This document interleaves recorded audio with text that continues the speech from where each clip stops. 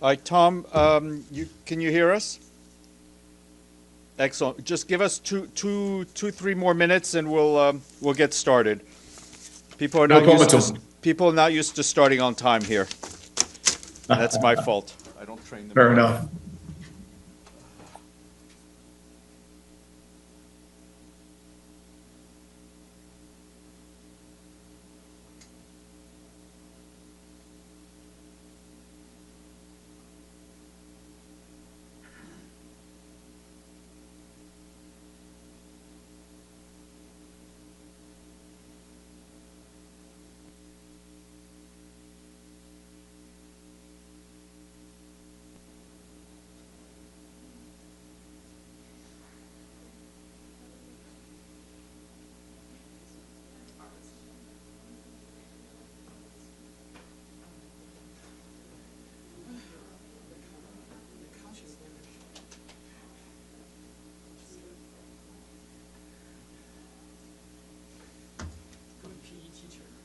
Yeah.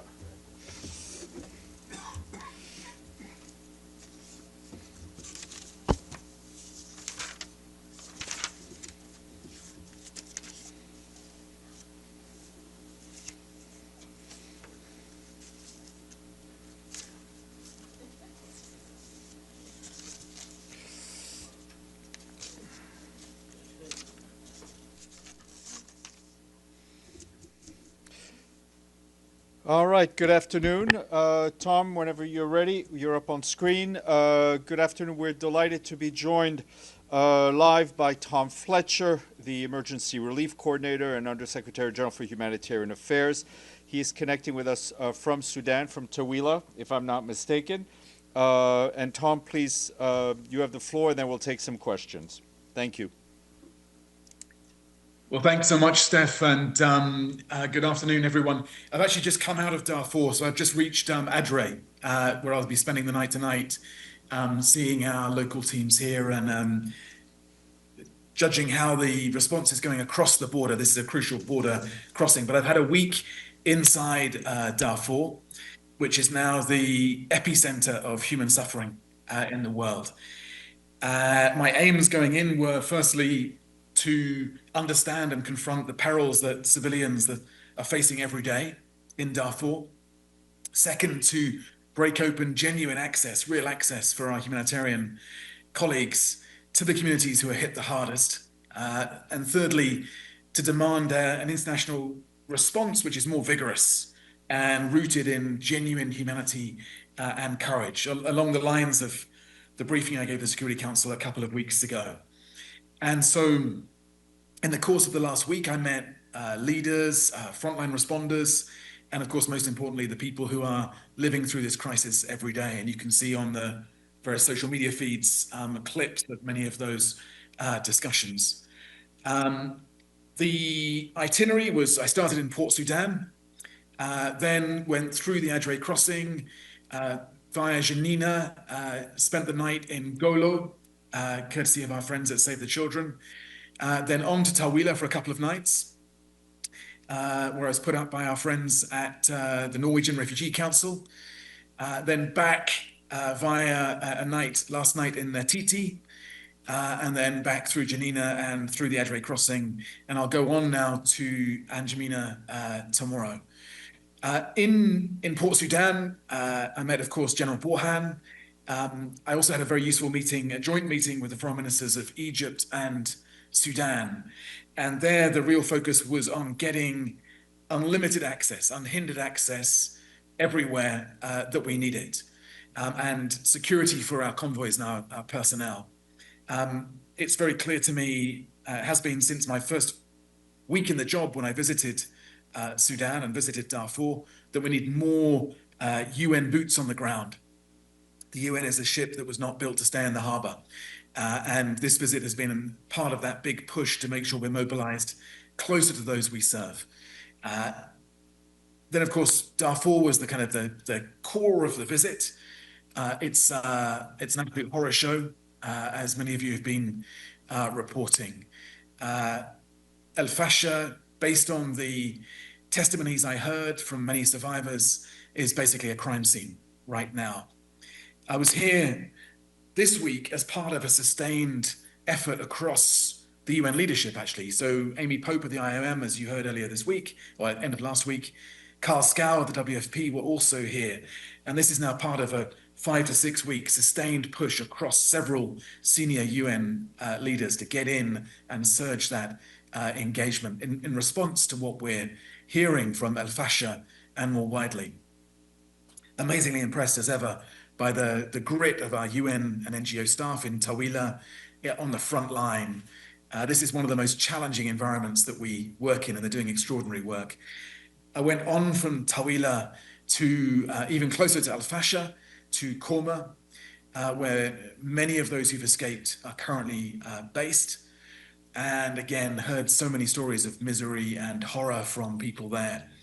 But that real desire that people have for the world to hear their stories, and I'll share a couple of those stories in a moment.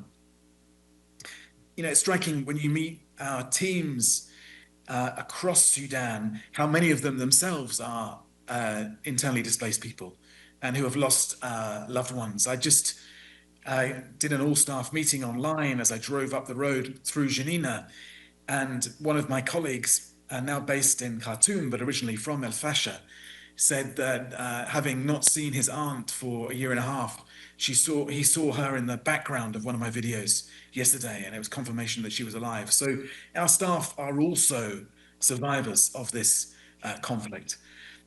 In Korma, as you may have seen, I also met with the RSF representatives. It was a tough discussion.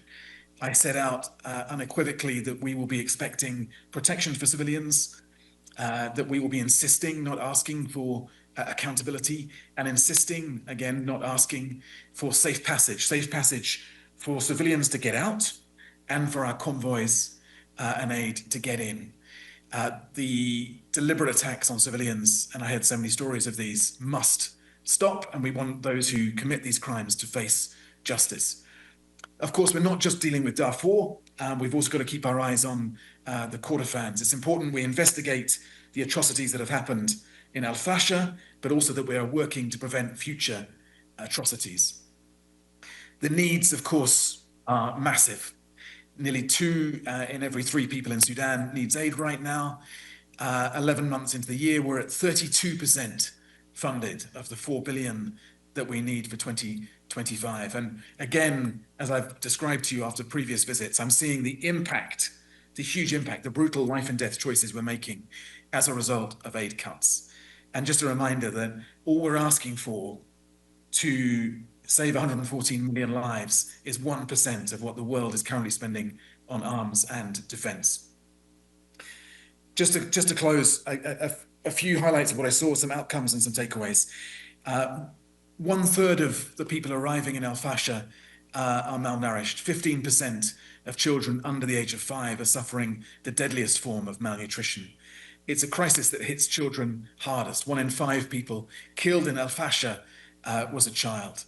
And I met so many kids who are carrying their younger siblings to safety, strangers picking up babies on the road when the parents of those children are killed. I met one woman in one of the clinics that we're supporting who had seen her own husband killed in front of her and had escaped, and her neighbor, and had escaped with the malnourished child of her neighbor, had to make that perilous walk to Tawila, going through so many checkpoints where people are being fleeced, they're having everything taken from them. En route, while she carried this malnourished baby, she had her leg broken by men on one of those checkpoints. And I think you can probably fill in the rest of that story.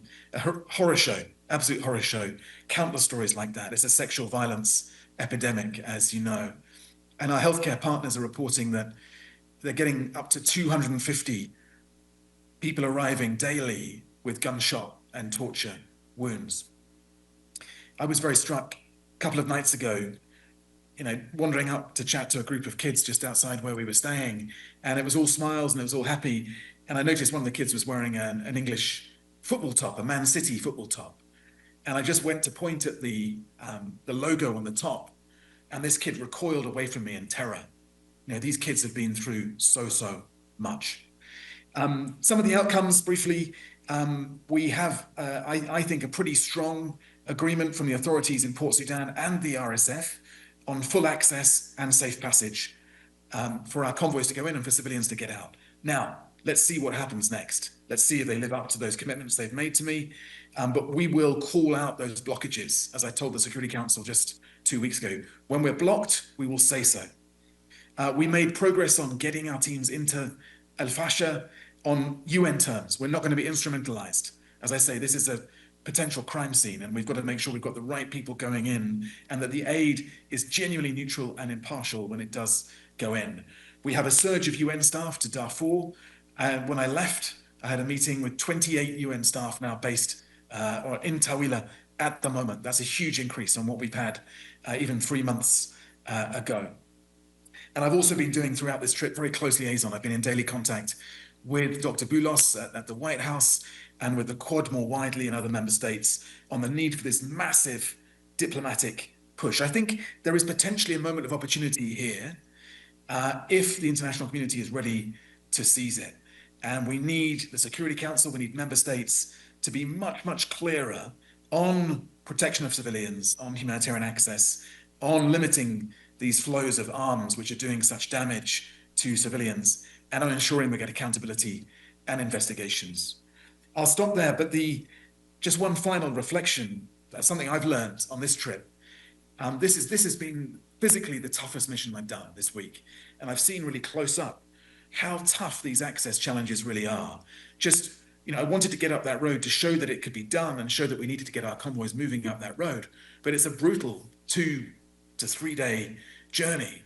Along the way, another UN convoy that was following us, a UNICEF convoy, was caught up in an airstrike on a commercial vehicle, and colleagues were shaken up and injured in that. On the way back, we were caught up in a huge forest fire, which was a pretty dicey moment. One of our vehicles had a crash, and of course we're going through checkpoint after checkpoint after checkpoint, manned by these different military groups. I say manned. In many cases, these are not men on the checkpoints, they're kids. And, that constant reminder of the dangers that our teams face and the risks we run. But as I say, we're going to get that blue flag flying as close as possible to the people we serve. And this mission, that was our number one objective. Thanks, Steph. Back to you. Thank you very much, Tom. Ibtisam, then Gabriel, then Deji. Hi, thank you for the briefing in the name of the UN Correspondent Association. My name is Ibtisam Azim, Al Arab Al Jadid newspaper. So my first question is about, or a few follow-ups to things you said. You talked about that we need more UN boots on the ground. Could you elaborate? What do you mean by that exactly? And then you said that you met General Burhan and Representative RSF. Do you mean Hamaditi, General Hamaditi, and how did these talks go? I mean, you have promises, but is there any guarantees from international parties who can put more pressure on them to get more aid? And the last one regarding the Security Council. Do you believe that there should be an arm embargo on Sudan? Thank you. On all parties. Thank you. Thanks. Go ahead, Tom. Thanks, Ibtisam. Thanks, Steph. So I felt since going just under a year ago, my first week in the job, that we do need this more visible presence for UN humanitarians inside Darfur. We've had all sorts of challenges getting people into Darfur and more widely across Sudan in the numbers that they are needed. I want that presence really for 3 reasons. Firstly, because it's a form of protection. Civilians and survivors tell us that when they see us there, they feel safer. They feel less at risk from retaliation and from this conflict spreading towards Tawila, for example, which would be catastrophic.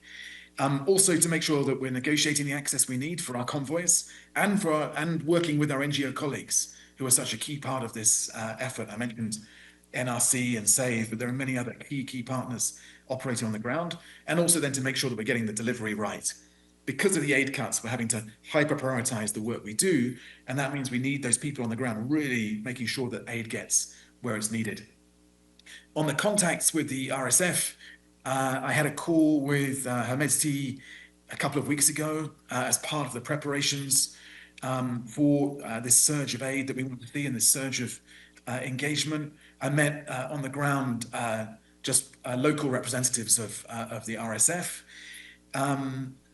I think that they certainly heard from me this pressure for us to have complete unhindered access, safe passage, and for the atrocities to stop and for accountability. That's a conversation I've been having with the senior civilian official as well throughout of the RSF throughout this visit and in advance of this visit. But as you say, we do need that sustained international pressure. We're seeing it. Secretary Rubio has been very clear in recent days on this. We're seeing it from across the region as well, on all the parties to give us that humanitarian access and to bring this conflict to an end. On the arms embargo, I'll hand that one back to Steph. I think he'll have a wiser answer than I do, but I would be straying outside my humanitarian lane, which, as Steph knows, I'm very diligent about not stepping outside of ever. And so with gratitude to him, I'll let him tell you our view on that. You are a diplomat, Tom. Very good. I'll answer that later. Gabriel? Hello, Mr. Fletcher. This is Gabriel Elizondo from Al Jazeera English. Thanks for the briefing. And we took note of all your social media content while you were in Sudan and still are there. It was quite helpful to get a sense of what you're seeing and hearing on the ground. Two quick questions. One is, you said you had, in your words, tough discussions with the RSF. But then you said you have reached some sort of agreement for full access and safe passage. Full access and safe passage mean different things to different people. Can you explain your understanding of what it means, what you think coming out of that meeting full access means between you and the RSF?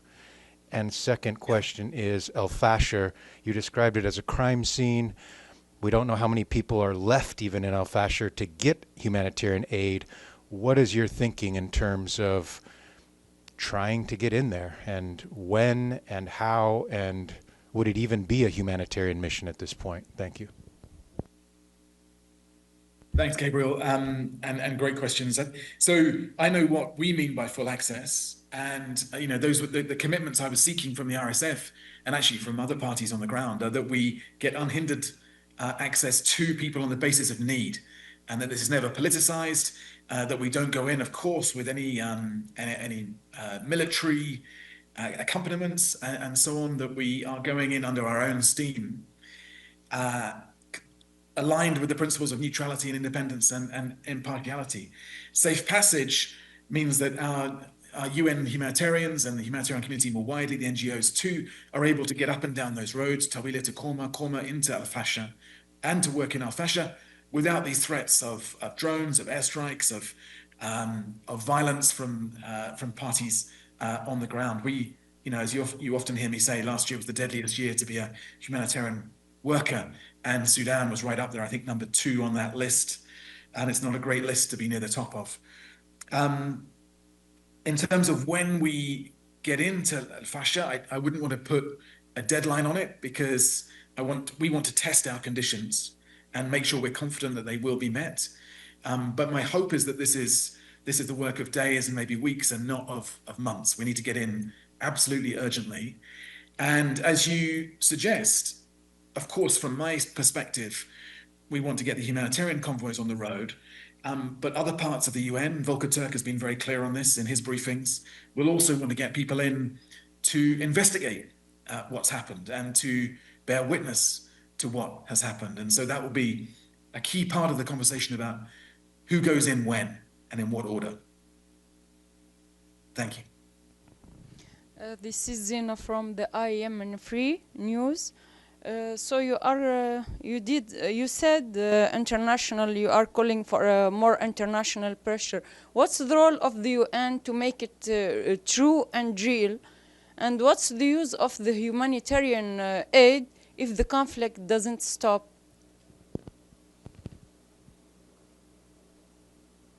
Yeah, I think that's a. Oh, have I lost you, Gina? Did you have more, Zina? Go ahead. Go ahead. Okay.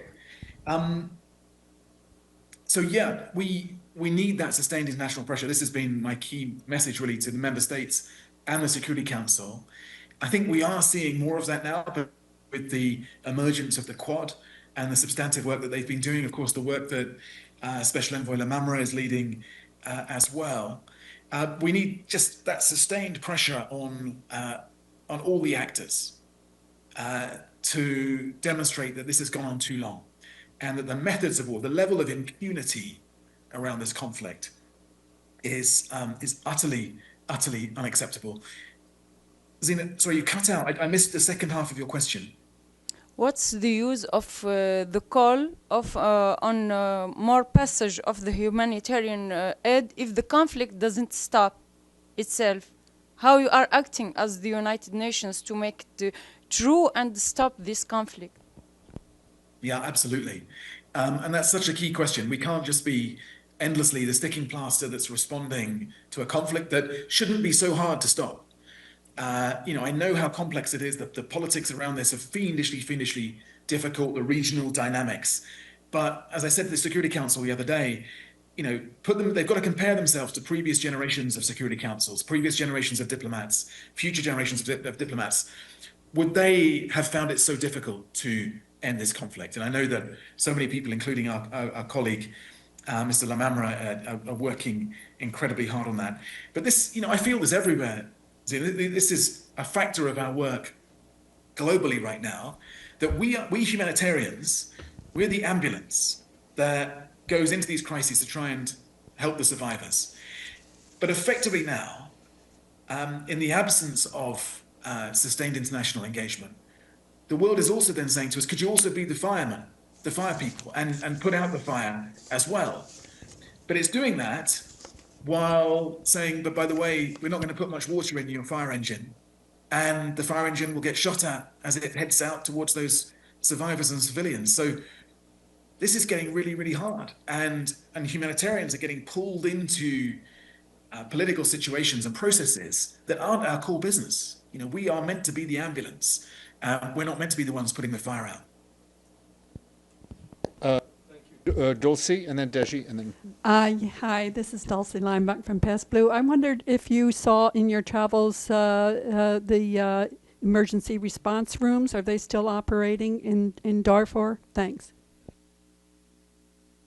Yeah, great people, great colleagues, and I was there. I went to see them in Korma, and just incredibly courageous colleagues doing vital work. It's a reminder that because it's been so difficult often for the international community to really engage on the ground as close as we should be to those we serve, the real front line of this effort is those national community-based NGOs.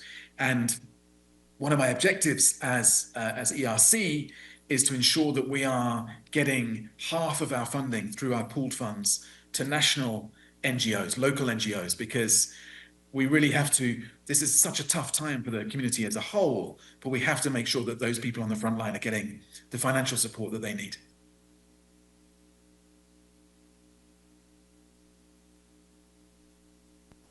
Thank you, Tom. Just two questions on statistics. You said 1 in 5, I believe you said 1 in 5 people killed is a child. How did you arrive at that figure? I mean, it's a messy conflict. How do we know for sure? And secondly, over the past few weeks, have we seen the number of deaths and wounded rise significantly? Do we have a number to put on that? Thank you. It's a fair question. I mean, I think no one can really say with much authority exactly how many people have been killed and exactly how many have been displaced. It's clear from me, you've got hundreds of thousands in Tawila, and we know that in the last 2 weeks, tens of thousands more have been arriving, but it's very hard to put a number on that. And to be clear, as I think Iftisam touched on earlier on, many people clearly aren't getting out of Al-Fasher. And one of the things we want to do when we go in is to find out why that is, and to see what the conditions are in which they are being are being held there. On the 1 in 5 stat, this I think we'd be able to check this for you. I don't know off the top of my head. I think this was a UNICEF stat that I got for my Security Council briefing a couple of weeks ago. On the numbers killed, I couldn't give you a credible answer. I would just be guessing. But I think I do encourage you to have a look at some of the work done by the Yale lab with the satellite footage and so on, which is at the moment, alongside the testimonies of the survivors, our best guide. All I can say is that everyone I spoke to in Tawila had lost close relatives. So the numbers are clearly huge. Deji, then Stefano. Hi, Mr. Fletcher. This is Xu Dezhi with China Central Television. You just mentioned that there is a surge of UN staff to 28. Are those international staff? You just said that the meeting between you and ISF representatives is very tough, but you yet have increased the UN staff number there. Does that mean you are expecting more humanitarian operation access in Darfur? Thank you. So the 28 staff that I met yesterday before leaving, the day before leaving Tawila, are a mixture of national and international. We've increased both international and national. And by the way, from my perspective, leading this organization, I don't see the difference.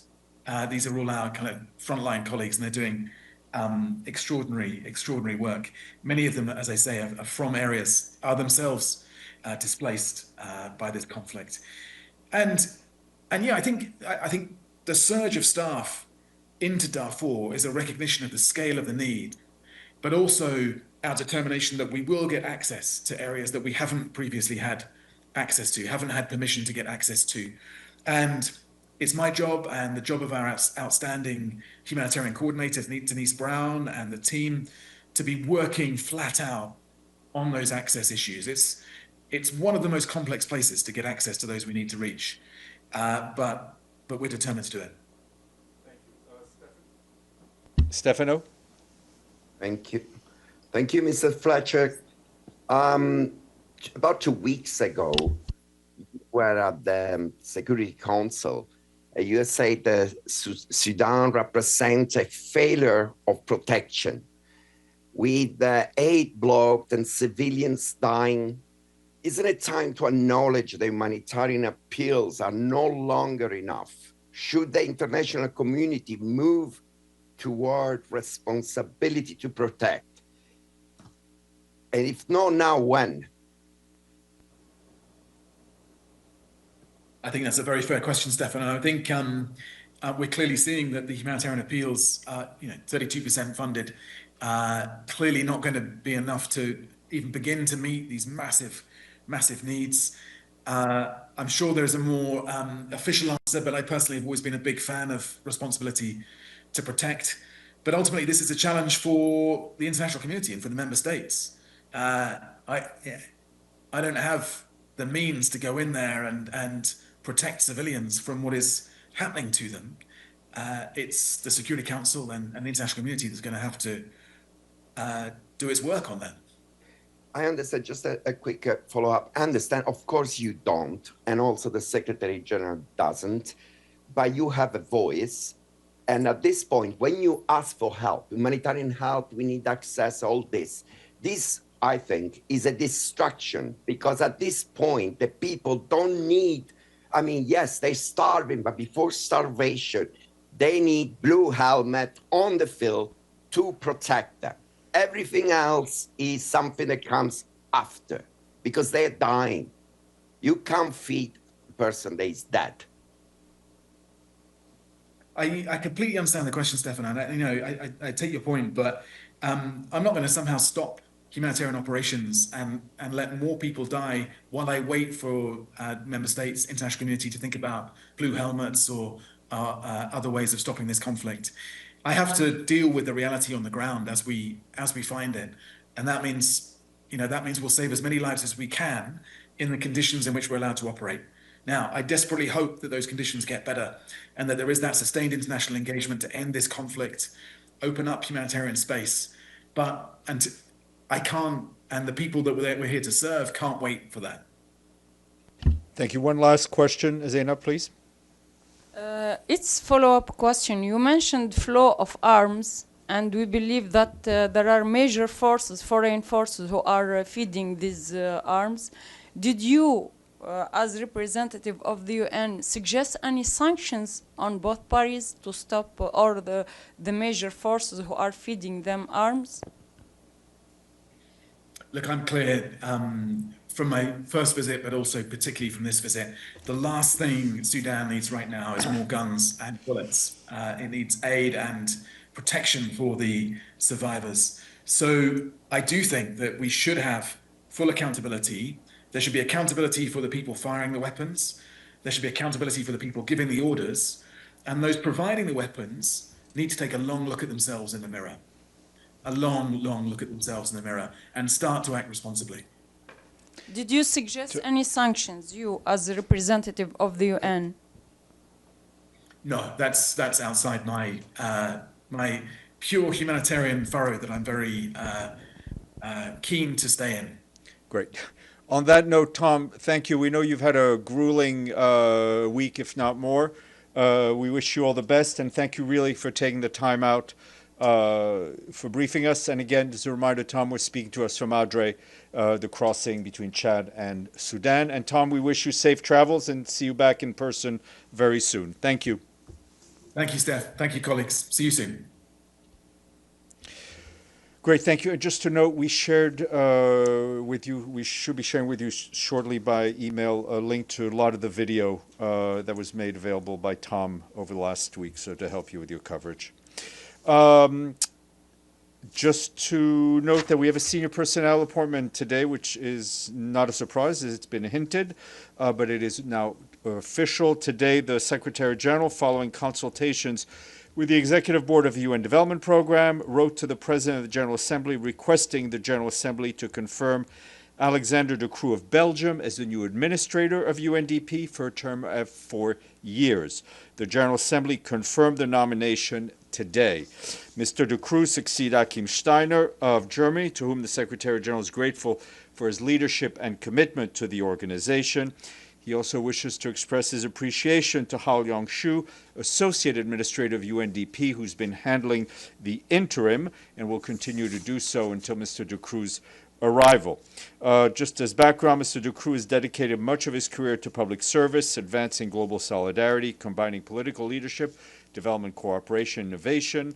As former Prime Minister of Belgium from 2020 to 2025, he worked closely with multilateral institutions to steer structural changes for people in some of the world's most vulnerable regions, having consistently supported UNDP as a key partner, and we welcome Mr. De Croo to the UN family. As far as the Secretary General, he just arrived in Belém in Brazil a few hours ago, where, as you all know, COP30 is currently underway.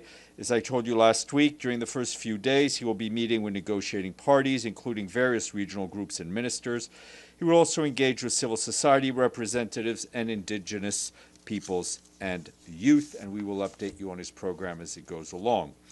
Turning to the situation in Gaza, our colleagues with the Office of the Coordination of Humanitarian Affairs warn that the humanitarian situation remains very difficult, with many people struggling to access the basics they need to survive.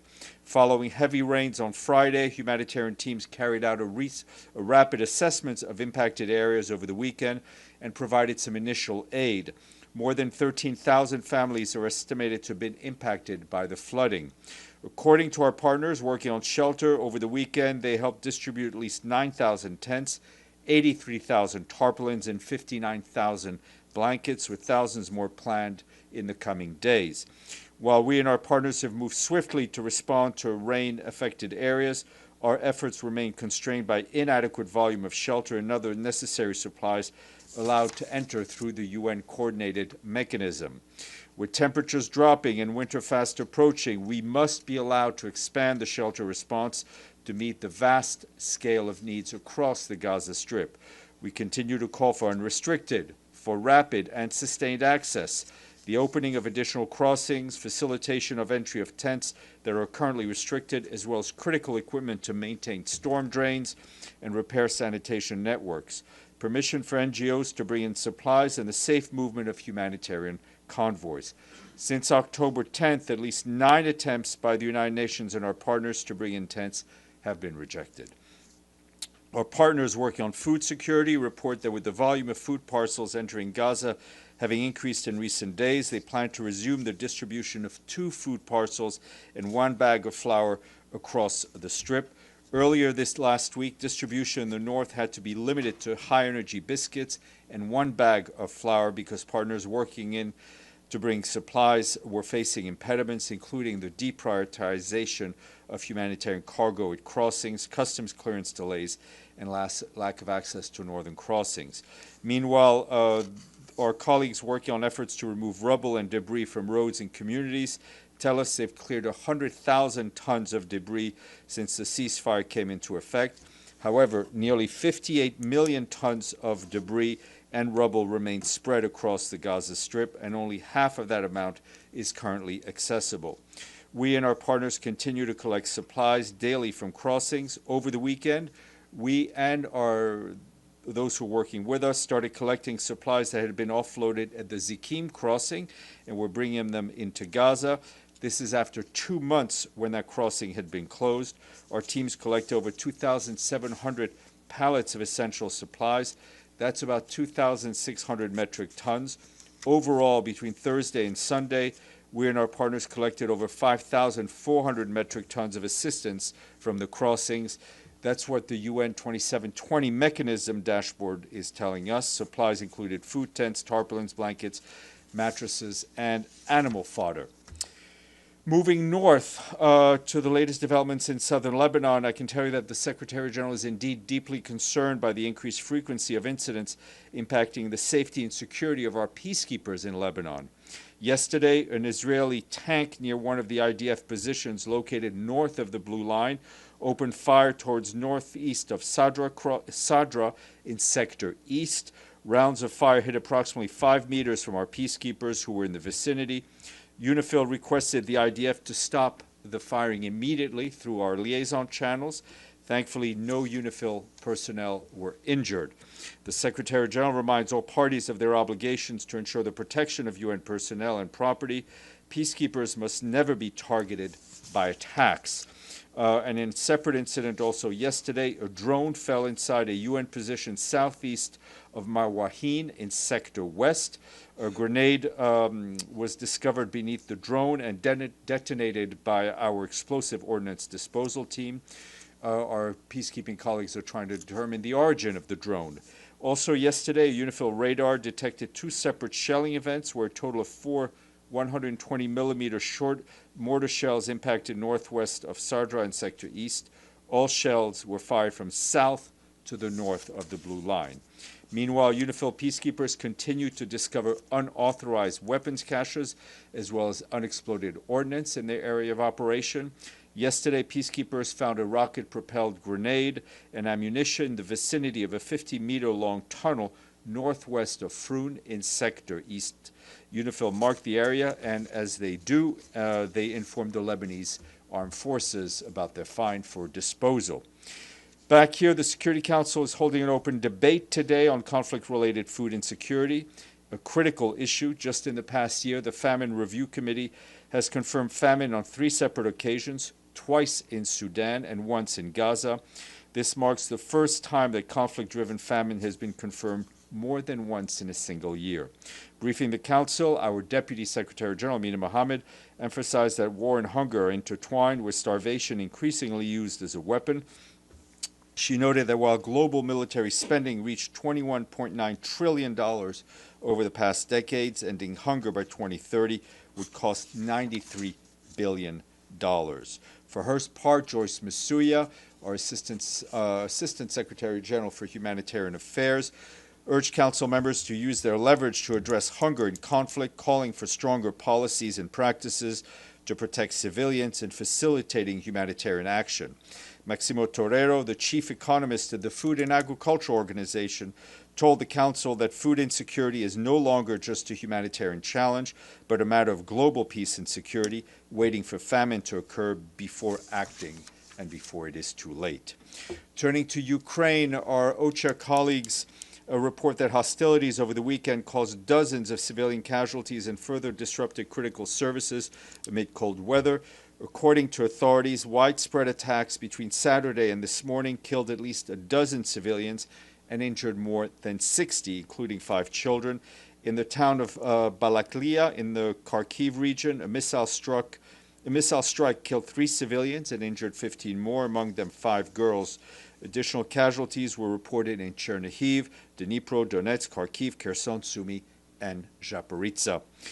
Humanitarian organizations responded immediately after a deadly attack in Balaklia, where they delivered bottled water, snacks, hygiene items, blankets, and construction material, and also offered mental health support. Authorities and our partners report that residential buildings and critical infrastructure were damaged along the front line. In the region of Odessa, a drone attack left more than 30,000 households without electricity, while strike in the Chernihiv region disrupted power in several communities.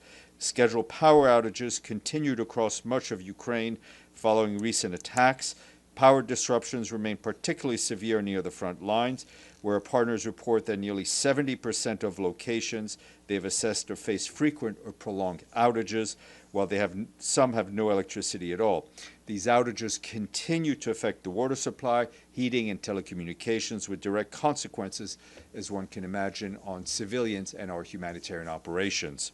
Meanwhile, OCHA says that evacuations from frontline areas continued over the weekend. And a quick update from our peacekeepers in Abyei. The UN Interim Security Force for Abyei, UNISFA, reports it's completed repairs on maintenance on the Banton Bridge over the River Kir. This bridge is a vital link between Abyei's central and southern villages and an important route for trade with South Sudan. The bridge had been unsafe for months, restricting civilian movement, access, and the patrols of our peacekeepers. Separately, UN peacekeepers also cleared a route from the northern checkpoint to Amiet Market by removing stranded vehicles and repairing rain-damaged road sections. You will have seen the Security Council on Friday extended the mandate of the peacekeeping force for another year. And while Hurricane Melissa has moved on, we're starting to uncover even more lasting consequences. Our colleagues at UNICEF tell us that 3 weeks after the storm hit the Caribbean, nearly 477,000 children are experiencing significant disruptions in their schoolings. That's in Cuba, Haiti, and Jamaica. With many schools damaged or closed, children have been forced to miss classes or study temporary spaces that may not be equipped for proper learning. In response, UNICEF, working with local governments and partners, are delivering supplies and are trying to rehabilitate damaged schools. In Cuba, UNICEF has pre-positioned supplies to reach 21,000 students, including school kits. They're also supporting efforts for rehabilitation there. And in Haiti, UNICEF provided 2,800 school kits in South and NIPS departments, and additional actions are planned in the coming weeks. And in Jamaica, the agency has provided teaching and learning material along with up to 100 temporary learning spaces to support 10,000 children. Our colleagues call on donors to protect education by mobilizing money to address the most urgent of the children's needs. More details online. Just to flag that at 1:15 this afternoon, the Deputy Secretary General will be one of the speakers at the dedication of the Flowers of Srebrenica Memorial just outside the building in the garden overlooking the East River. You're all invited to attend. Bosnia and Herzegovina donated the Flower of Srebrenica Memorial to the Secretariat earlier this year as part of the Srebrenica Genocide and UN Outreach Program. The permanent memorial forms an integral part of the Srebrenica Genocide and UN Outreach Program, which engages visitors in